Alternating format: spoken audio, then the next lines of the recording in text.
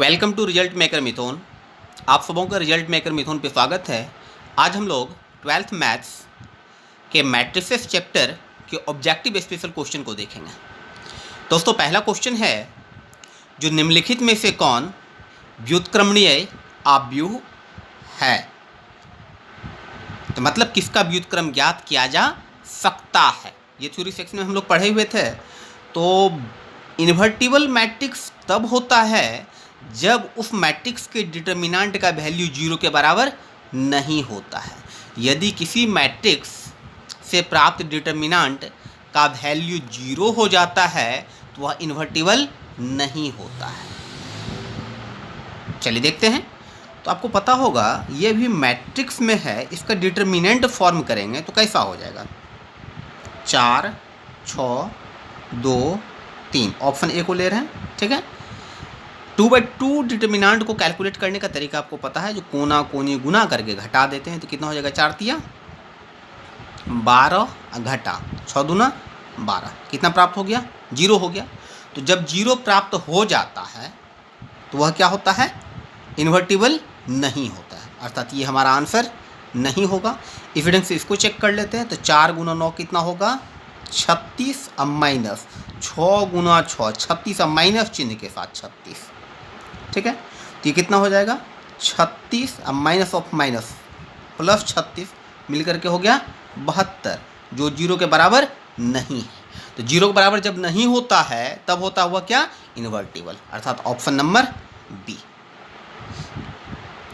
दोस्तों, इस सीरीज के अंतर्गत हम लोग 40 से 50 क्वेश्चन देखेंगे और वह 3 से 4 भागों में होगा। प्रत्येक भाग में हम लोग 10-12 क्वेश्चन करके देखेंगे। तो चलिए दोस्तों देखते हैं अगले क्वेश्चन को। दूसरा क्वेश्चन है, यदि a बराबर 1, 1, 0, 1 तब a इनवर्स बराबर क्या होगा? ध्यान दें दोस्तों, सबसे पहले हम लोग जान लें जो a इनवर्स बराबर होता क्या है। a इनवर्स बराबर होता है एडज्वाइंट a बटा डिटर्मिनेंट a। अर्थात हमको क्या क्या चाहिए? हमें एडज्वाइंट a भी चाहिए और डिटर्मिनेंट a भी चाहिए। तो चलिए सबसे पहले हम लोग क्या करते हैं, डिटर्मिनेंट a निकाल के देखते हैं क्या होता है। तो डिटर्मिनेंट a कोना कोनी गुना करके घटाते हैं, पता है डिटर्मिनेंट कैलकुलेट करने के लिए। तो 1 गुना 1 कितना होगा? 1 घटा 0 गुना 1 कितना होगा? 0। तो कितना मिल गया?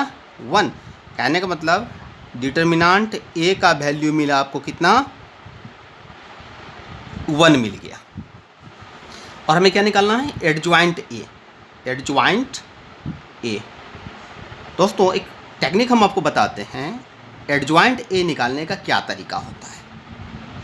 एडज्वाइंट a निकालने का क्या तरीका होता है? ध्यान दें, ये जो हमारा मैट्रिक्स दिया हुआ है 2/2 ऑर्डर का, ये एक मैट्रिक्स दे रखा है, हमें निकालना है इसका एडज्वाइंट a।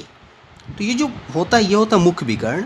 तो मुख्य विकर्ण पर जो स्थित अवयव होता है उसके स्थान को हम लोग परिवर्तित कर देते हैं, अर्थात ये 1 उठ करके यहाँ आ जाएगा और ये 1 उठ करके यहाँ आ जाएगा। तो पहले तो दोनों 1 को हम क्या किए? मुख्य विकर्ण पर जो स्थित है उसको बदल दिए। उसके बाद ये जो विकर्ण होता है इस पर स्थित अवयवों के चिन्ह में परिवर्तन हो जाता है। अवयवों के चिन्ह में क्या हो जाता है? 1 0 था, 1 0 तो लिख दिए, लेकिन चिन्ह में क्या होगा? परिवर्तन। तो ये हो गया -1 और ये रहेगा जाएगा हमारा 0 का 0 ही रह जाएगा, क्योंकि 0 के चिन्ह को बदलने पर भी कोई फर्क नहीं पड़ता है। तो अब आते हैं फिर से ये इन्वर्स पे। ये इन्वर्स बराबर क्या? एडज्वाइंट ए। एडज्वाइंट ए क्या था हमारा? 1 -1 0 1 बटा डिटर्मिनेंट है। डिटर्मिनेंट ए का वैल्यू कितना? 1। तो 1 से डिवाइड करने पर कोई फ़र्क पड़ेगा क्या? कोई फ़र्क नहीं पड़ेगा। तो 1 -1 0 1, अर्थात 1 -1 0 1, 1 -1 0 1, ऑप्शन नंबर सी। आते हैं क्वेश्चन नंबर तीसरा पे। क्वेश्चन नंबर तीसरा क्या कहता है, यदि a बराबर इतना का व्युत्क्रम प्राप्त नहीं होगा। a बराबर इतना का व्युत्क्रम प्राप्त नहीं होगा यदि k का मान हो। कहने का मतलब k के किस मान के लिए इसका व्युत्क्रम प्राप्त नहीं होगा? तो व्युत्क्रम प्राप्त कब होता है? ध्यान दें, जब a का डिटर्मिनेंट किसके बराबर हो जाता है? 0 के बराबर। कब होता है? यह प्राप्त होता है कब? जब ए का डिटर्मिनेंट 0 के बराबर नहीं होता है। तो कब प्राप्त नहीं होगा, कब प्राप्त नहीं होगा, जब ए का डिटर्मिनेंट 0 के बराबर हो जाएगा। तो चलिए देखते हैं यहाँ से ए के डिटर्मिनेंट का वैल्यू निकाल करके, ये मैट्रिक्स है, डिटर्मिनेंट फॉर्म में कन्वर्ट करके क्या करते हैं, उसे कैलकुलेट कर लेते हैं। तो इसको जब आप कैलकुलेट करेंगे डिटर्मिनेंट के लिए, तो कोना कोनी गुना करके घटाते हैं। तो 2 गुना के, तो 2k माइनस 5 गुना 3 कितना 15 बराबर क्या 0। तो 2k घटा 15 बराबर 0, तो 2 के बराबर कितना हो जाएगा 15 हो जाएगा, अर्थात k बराबर कितना हो जाएगा 15/2। k का मान कितना निकल गया 15/2। इस प्रकार ऑप्शन नंबर बी। चलिए दोस्तों देखते हैं अगले क्वेश्चन को। क्वेश्चन नंबर 4 है आपका। क्वेश्चन नंबर 4 सीधा एक फॉर्मूला हो गया। क्या कहता है, यदि ए तथा बी समान कोटि के व्युत्क्रमणीय आव्यूह हों, ए और बी क्या है समान कोटि के व्युत्क्रमणीय आव्यूह हों, तो ए बी का इन्वर्स बराबर क्या होगा, ए बी का इन्वर्स बराबर क्या होगा। ध्यान दें, यदि ए तथा बी दो समान कोटि के व्युत्क्रमणीय आव्यूह होते हैं, तो ए बी का इन्वर्स बराबर हो जाता है बी का इन्वर्स इंटू ए का इन्वर्स। तो ये कौन से ऑप्शन में है, ऑप्शन नंबर बी में है, ऑप्शन नंबर बी। अगला क्वेश्चन है, यदि a बराबर 5x/y0 तथा a बराबर a का ट्रांसपोज, ध्यान देना a का ट्रांसपोज मतलब a बराबर a का परिवर्त, परिवर्त में क्या होता है रो को कॉलम और कॉलम को रो बना देते हैं। तो चलिए देखते हैं क्या कह रहा है, कह रहा है a बराबर a डैश। तो a क्या है हमारा, ध्यान से देखेंगे 5 है, x है, y है और 0 है, बराबर फिर क्या कहता है a डैश। तो a डैश कहाँ से मिलेगा, a से मिलेगा। एक रो को कॉलम और कॉलम को रो बना दीजिए, ये है हमारा रो, पहला रो को पहला कॉलम में बदल देते हैं, मतलब 5 और x जो है पहला रो उसको बना देते हैं पहला कॉलम, और ये जो दूसरा रो है इसको बना देते हैं दूसरा कॉलम। ठीक है, अब ये दोनों आव्यूह हमारा क्या हो गया बराबर हो गया है। और हम जानते हैं समान आव्यूह की परिभाषा से जो संगत अवयव क्या होते हैं बराबर। तो ये पहला इसके बराबर, ये x इस y के बराबर, y किसके बराबर x के बराबर और 0 0 के बराबर। हमें तो ये पूछा गया, रिलेशन पूछा गया, तो ध्यान दें 5 5 के बराबर होता ही है, x बराबर क्या मिल जाएगा y, ये इसके बराबर, ध्यान से फिर से देखेंगे ये टर्म इसके बराबर और ये वाला इस टर्म के बराबर। तो दोनों में x और y क्या हो गया बराबर बराबर हो गया, बराबर बराबर हो गया। इस प्रकार से x बराबर क्या मिल गया हमको y, x बराबर मिल गया हमें क्या y। ऑप्शन नंबर कितना पे आ गया हमारा, ऑप्शन नंबर सी पर, ऑप्शन नंबर सी, दूसरा ऑप्शन नंबर सी मिल गया। चलिए आते हैं क्वेश्चन नंबर 6 पर। क्वेश्चन नंबर 6 हमारा कह रहा है क्या, यदि a तथा b समान कोटि के सममित आव्यूह हों तो ए बी माइनस बी ए क्या होगा। ध्यान दें क्या कह रहा है, यदि ए तथा बी समान कोटि के सममित आव्यूह हों तो ए बी माइनस बी ए क्या होगा। तो देखते हैं क्या होता है ए बी माइनस बी ए क्या होता है।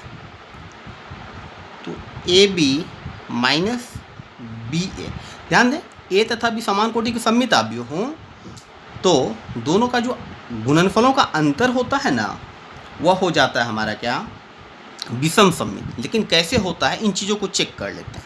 क्या कहता है ए तथा बी समान कोटि के सममित आव्यूह हैं, तो ए और बी सममित आव्यूह हैं। तो सममित कब होगा, जब ए डैश बराबर ए होगा, बी भी कहता है सममित, तो क्या हो जाएगा बी डैश बराबर बी। अब हमें क्या देखना था आज, ए बी माइनस बी ए क्या होगा, तो चेक कर लेते हैं क्या होता है। ए बी माइनस बी ए का ट्रांसपोज निकाल देते हैं, तो क्या हो जाएगा ए बी का ट्रांसपोज माइनस बी ए का ट्रांसपोज, इतना बराबर, ध्यान दें ए बी का ट्रांसपोज तो बी का ट्रांसपोज इंटू ए का ट्रांसपोज, फार्मूला होता है माइनस बी ए का ट्रांसपोज तो ए का ट्रांसपोज इंटू बी का ट्रांसपोज।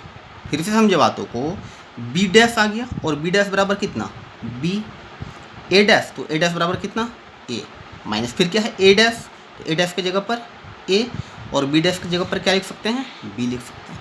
क्या करते हैं माइनस को कॉमन कर लेते हैं तो ये हो जाएगा हमारा ए बी, माइनस ये क्या हो जाएगा बी ए। तो दिस इम्प्लाइज ये जो मेरा कितना बराबर मिला A B minus B A का ट्रांसपोज।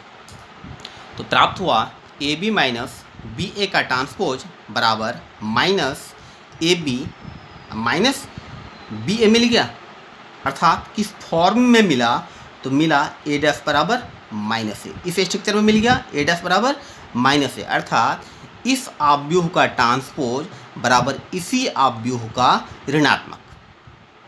तो उस स्थिति में क्या होता है विषम सममित। इस स्ट्रक्चर में क्या होता है स्क्यू सिमेट्रिक मैट्रिक्स, विषम सममित आव्यूह, ऑप्शन नंबर ए।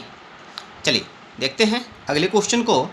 अगला क्वेश्चन है यदि ए एक वर्ग आव्यूह हो तो ए माइनस ए डैश क्या होगा। तो चलिए इसे भी प्रूफ करके देख लेते हैं।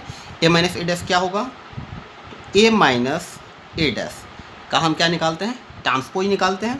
तो क्या हो जाएगा ए का ट्रांसपोज माइनस, ध्यान देना ए डैश है तो ए डैश का फिर क्या ट्रांसपोज, ये हो गया हमारा ए डैश माइनस ए के ट्रांसपोज का ट्रांसपोज वह खुद होता है, ध्यान दे फॉर्मूला आप जानिए, ए के ट्रांसपोज का ट्रांसपोज क्या होता है ए ही होता है। तो ए डैश माइनस क्या मिल गया ए, अर्थात ए माइनस ए डैश का ट्रांसपोज बराबर A dash minus A, this implies A minus A dash का ट्रांसपोज, माइनस को क्या कर लीजिए कॉमन कर लीजिए तो क्या मिल गया ए माइनस ए डैश। तो किस स्ट्रक्चर पे मिला ध्यान देना, ए डैश बराबर माइनस ए, इस स्ट्रक्चर पे मिल गया और इस पे क्या होता है विषम सममित, अर्थात किसी मैट्रिक्स का ट्रांसपोज बराबर उसी मैट्रिक्स का नेगेटिव जब मिलता है तो उसे हम लोग क्या कहते हैं विषम सममित कहते हैं।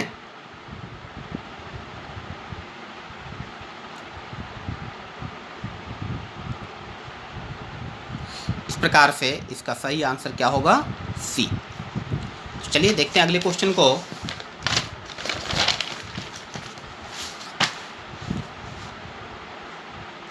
अगला क्वेश्चन है यदि ए तथा बी वर्ग आव्यूह हों तो ए बी का ट्रांसपोज क्या होता है। ध्यान दें इसमें चार मोटा मोटी चार क्वेश्चन होता है, उस चारों को देख लेते हैं। यदि ए तथा बी वर्ग आव्यूह हों तो ए प्लस बी का ट्रांसपोज बराबर होता है ए का ट्रांसपोज प्लस बी का ट्रांसपोज।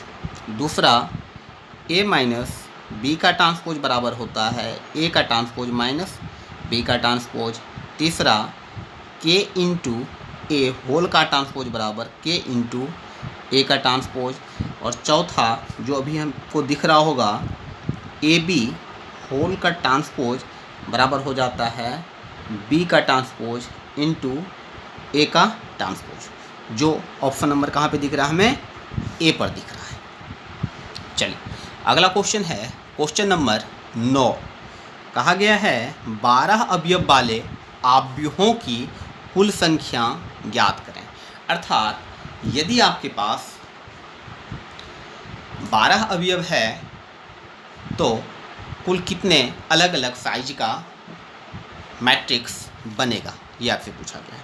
इसमें कुछ भी नहीं करना है आपको, ध्यान दें कुल अवयव कितना हो गया 12, तो 12 को लिख सकते हैं 1 गुना 12, और क्या लिख सकते हैं 2 गुना 6, और क्या लिख सकते हैं 3 गुना 4।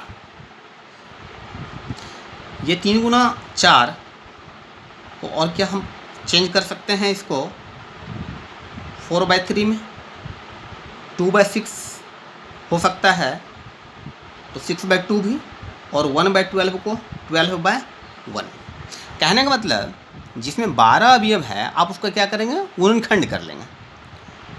तो या तो 1/12 मतलब 1 रो 12 कॉलम, या 12 रो 1 कॉलम, या हो सकता है 2 रो 6 कॉलम, या 6 रो 2 कॉलम, या 3 रो 4 कॉलम और 4 रो 3 कॉलम। तो कुल मिलाकर के कितने तरीके से बनाया जा सकता है? 6 तरीके से। कुल मिला के कितना तरीका हो गया? 6 तरीका। और ऑप्शन नंबर किस में है? सी में। चलिए अगला क्वेश्चन है क्वेश्चन नंबर 10। क्वेश्चन नंबर 10 में कहता है ए बराबर 5 4 3 -2 5 -1 6 1 -4 2 6 7 का कोटि। कोटि का मतलब ऑर्डर, ठीक है। तो ऑर्डर बराबर होता क्या है? Row into column, row by column, यही होता है। तो देखिए ये वाला जो है ये वाला जो होता है इसको कहते हैं क्या? रो। और ऊपर से नीचे वाला जो होता है उसको कहते हैं कॉलम। तो देखिए 1 2 3, तो रो कितना हो गया? 3। रो हो गया कितना? यहाँ से लिख लीजिए, रो बाय कॉलम होना चाहिए। तो रो कितना हो गया? 3। कॉलम देखिए 1 2 3 4, तो ऑर्डर क्या हो गया? 3/4, ऑप्शन नंबर बी, ठीक है। तो इस लेसन में दोस्तों यहीं तक। मिलते हैं हम आपने फिर नए लेसन के साथ। अभी तक मेरे साथ बने रहने के लिए बहुत बहुत धन्यवाद।